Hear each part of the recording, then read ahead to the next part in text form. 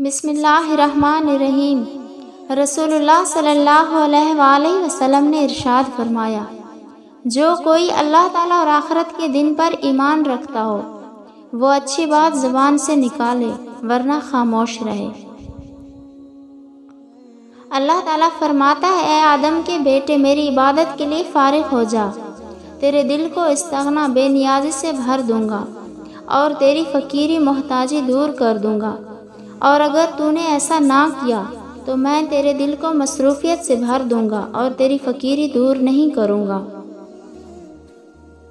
رسول اللہ صلی اللہ علیہ وآلہ وسلم نے فرمایا،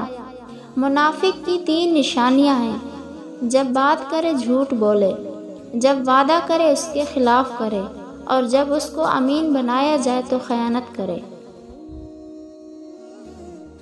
رسول اللہ صلی اللہ علیہ وآلہ وسلم نے فرمایا، میں اس شخص کے لیے جنت کے اندر ایک گھر کا ضامن ہوں